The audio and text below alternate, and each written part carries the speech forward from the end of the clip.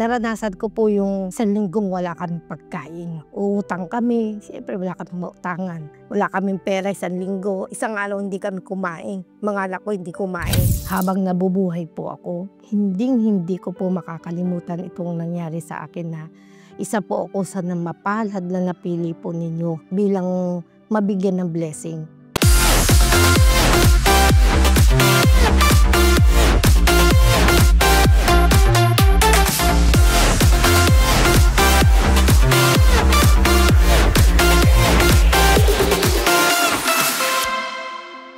So, nakapunta rin ang ating team sa San Fernando, Pampanga para ibigay ang Hako Challenge Sari-Sari Store. Tignan natin ang kwento ni Ma'am Remedios.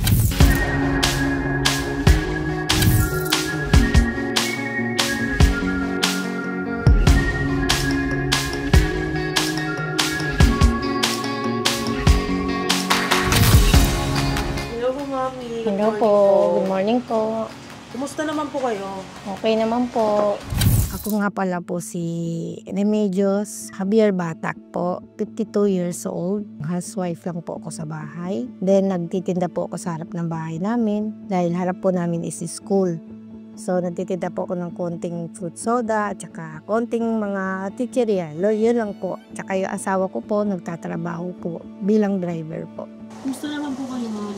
Okay naman po ito. Every 3 months, nag-aantay po ako ng check-up ko and then TSH laboratory ko po. Every 3 months, 2 months. Kasi po wala na po akong thyroid. Kumusta naman po yung, di ba may existing sari-sari store na po kayo? Kumusta naman po yung paglalako?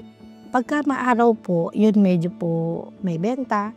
Pagka po umuulan, hindi po sila kasi lumalabas dito sa exit gates, doon po sila sa kabila. So medyo matumal po. Pero pag umaaraw po, malakas naman po pag ano. Yung kita niyo po ba, sakat po ba sa pang-araw-araw? Sapat naman po kasi may trabaho naman po yung asawa ko. Kaya lang po minsan, syempre marami pong bayarin, billings. Tsaka may pinag-aaral din po siyang anak niya na high school. So, pang ano lang po, siguro yung pang... Minsan pambili ko po ng maintenance na ladagdag po. Meron na po ba kayong anak? Meron po akong anak sa una ko pong asawa na namatay. 3 anak ko po, nasa Cagayan Valley po. May mga kanya-kanyang pamilya na po sila. So bali may 5 po akong apo. Pati si Mr. meron na po.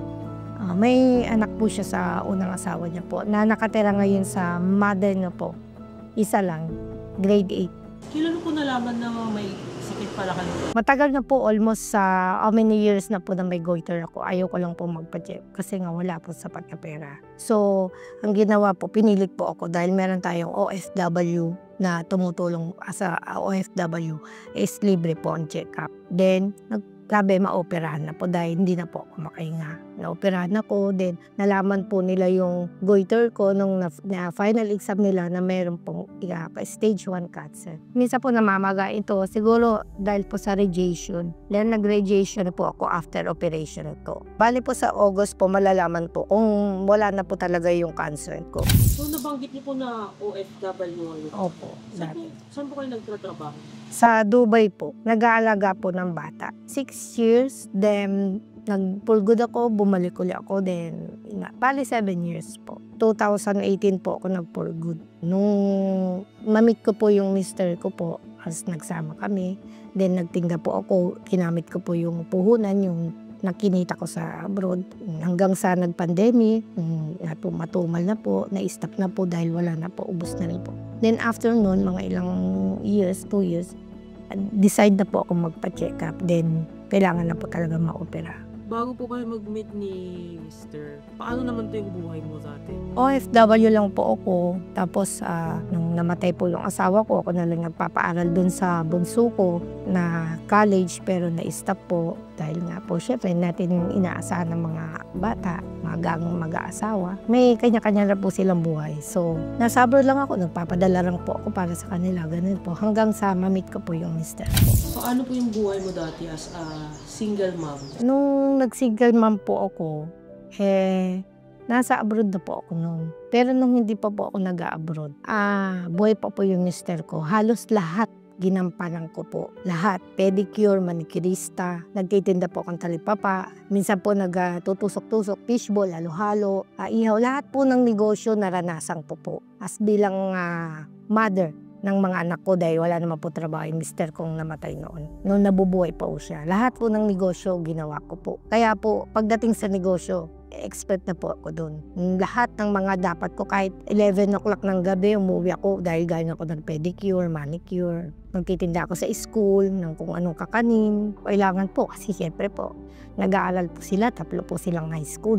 Kailangan, pagka makakapag-pedicure na po ako, tuwan-tuwan na ako dahil may baon po sila, pamasahin nila. Kahit 20 pesos lang na pamasahin nila. Inaano ko po yan kasi wala po talagang permanent trabaho yung mister ko. Minsan po, one day, wala kaming makain. Naranasan ko po yung 1 linggong wala kaming pagkain. Uutang kami, siyempre wala kaming mautangan. Dahil siyempre, hindi natin kilala ang mga tao kahit kamag-anak ng mister ko. Sinikap ko. Wala kaming pera 1 linggo. Isang araw hindi kami kumain. Mga anak ko hindi kumain. Nahiya naman ako mangingi sa father-in-law ko. Kaya yun yung hindi ko malilimutan sa buhay ko. Yung hindi kami kumain ng isang araw. Tapos 1 linggo kami walang pera ni piso. Kaya nung nagko-construction yung asawa ko, yun nagkakaroon kami ng pera. Kaya nung one day po na umuwi siya, nag-abroad din siya pero 8 months lang. Yung perang inuwi niya po, pinagpuhunan ko po ng talipapa hanggang sa umusad, hanggang sa pananalago ko. Lahat po pinasok ko na po kahit maglabandera po ako.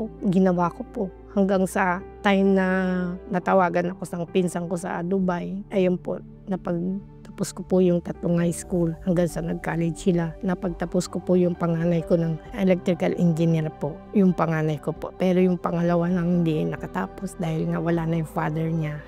Ganun po. May mga bagay po ba kayong mga hindi sinasabi sa asawa, no? Gaya ng paghihirap nyo? May time din po yung gano'n na minsan naman nababanggit ko rin sa mga anak ko pero huli na nung may mga asawa sila. Doon ko na lang nababanggit yung ang dami ko sakripisyo. Kaya noon ginagantian nila ako ngayon kahit paano yung bunso ko. Umuusad naman, natutulungan ako ng bunso ko. Maswerte ako at nakahanap ako ng lalaki na yung magmamahal sa akin, tatanggap sa akin, mag-aalaga sa akin. Kahit bata po siya sa akin. Minahal niya ako, tinanggap niya ako. Ngayon, nagsisikap po siya para din sa akin, hindi lang sa mga anak ko, sa anak niya, mama niya, pati po rin mo sa akin. Para sa mga anak ko, ang hangad ko lang sa kanila is maging matibay sila sa pagsubok na dumarating sa buhay nila, maging matatag sila. Lahat ng sakripisyo gawin nila para sa mga anak nila. Ituro nila kung anong tama at mali. Dahil yun lang po yung may ituturo nila at may pamamanan nila sa mga anak nila, yung mag-aral ng mabuti at yung paano dumiskarte sa buhay. Kasi kung wala pong diskarte, walang mangyayari.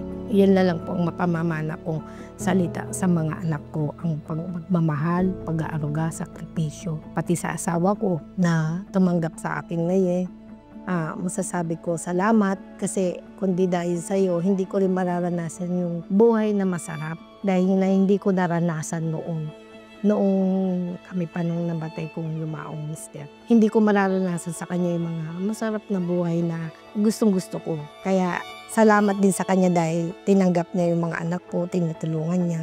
So, bakit po kayo sumali sa Hako Challenge, sari-sari store ni Miss Mar? Matagal ko nang gustong napapanood po yan. Sabi ko sa sarili po, sana maranasan ko man lang na makasali nga sa Hako Challenge para naman kahit papaano po, mabalik yung nawala akong tindaan noon. Gusto ko po siya mabalik. Ngayon po na mayroon na akong cancer as stage 1. May pagkukunat po ako ng pandagdag ko po sa pambili ko ng maintenance ko. Ano na lang po ang mensahe nyo kay Miss Maricel Ducat? Kay Ma'am Maricel po, maraming salamat. Habang nabubuhay po ako, hindi ko po makakalimutan itong nangyari sa akin na isa po ako sa mapalad na napili po ninyo bilang mabigyan ng blessing. Dahil kung hindi po sa inyo, hindi ko rin po mababalik yung tindaan ko po na makakatulong sa pangbuuan ng buhay namin na araw-araw. Maraming salamat, Ma'am Maricel Tulfo. Sana po marami pa kayong matulungan at humaba pa ang buhay nyo at lagi kayong good health para po yung mga nangangailangan tulad ko matulungan nyo pa po. Maraming salamat po. God bless po. Lagi po kayong mag-iingat, Ma'am.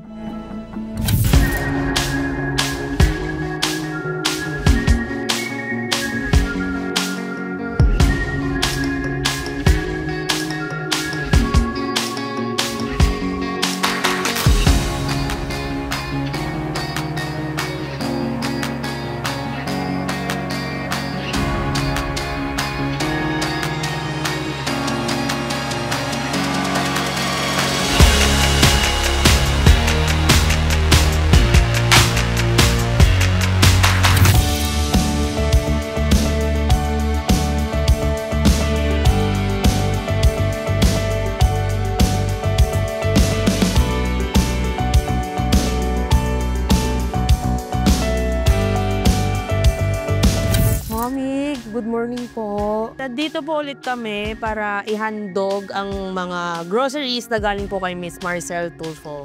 Thank you po, Ma'am Maricel, sa mga binigay niyo po sa aking biyaya na makakatulong po ng malaki sa akin sa pagpapagamot ko at pagbilis po ng maintenance ko. Maraming salamat po, Mami, sa blessings na ito.